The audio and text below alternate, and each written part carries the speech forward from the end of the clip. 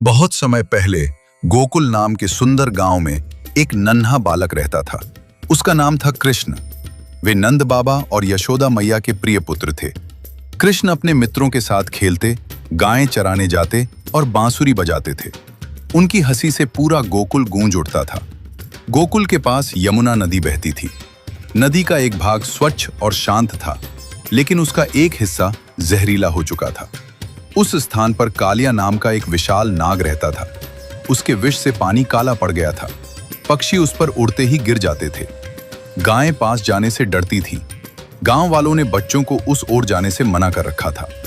एक दिन कृष्ण अपने मित्रों के साथ खेल रहे थे। खेलते खेलते उनकी गेंद यमुना के उसी जहरीले भाग में जा गिरी। मित्र घबरा गए। उन्होंने कहा, कृष्ण, वहां मत जाओ, कालिया नाग बहुत भयानक है। कृष्ण शांत रहे। उन्होंने नदी की ओर देखा और कहा, यदि हम डरते रहेंगे तो यह भय कभी समाप्त नहीं होगा। वे पास के कदम्ब वृक्ष पर चढ़े और सीधे यमुना में कूद गए। नदी में तेज हलचल मच गई। कालिया नाग बाहर आया। उसने अपने विशाल फन फैलाए और कृष्ण को अपनी कुंडली में जकड़ लिया। किनारे खड़े मित्र भय से चिल्लाने लगे। समाचार गोकुल पहुंचा। नंद बाबा, यशोदा मैया और गांव वाले नदी किनारे आ गए। कुछ समय तक नाग ने कृष्ण को कसकर पकड़े रखा। फिर कृष्ण ने अपनी दिव्य शक्ति प्रकट की। नाग की पकड़ ढीली होने लगी। कृष्ण उसकी कुंडली से निकलकर उसके फनों पर चढ़ गए।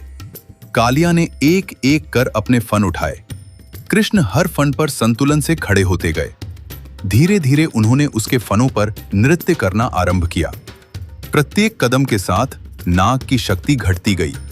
कालिया थक गया। उसकी फुफकार धीमी हो गई। तभी उसकी पत्नियां बाहर आईं और हाथ जोड़कर बोली, हे प्रभु, हमारे स्वामी को क्षमा कर दीजिए। वो अब किसी को कष्ट नहीं देगा। कृष्ण ने नृत्य रोक दिया और कहा, यह नदी गोकुल की है। यहां रहने वालों को हानि पहुंचाना उचित नहीं है। तुम यहां से समुद्र चले जाओ। कालिया ने सिर झुका दिया। उसने वचन दिया कि वह फिर कभी किसी को हानि नहीं पहुंचाएगा। वह अपने परिवार सहित यमुना छोड़कर चला गया।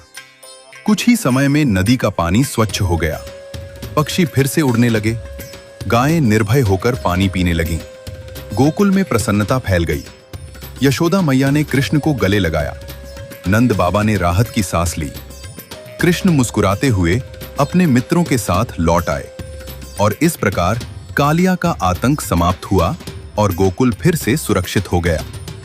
ऐसी ही वीडियो को देखने के लिए हमारे चैनल को लाइक, शेयर, सब्सक्राइब और हाँ, बेल आइकन दबाना ना भूलें।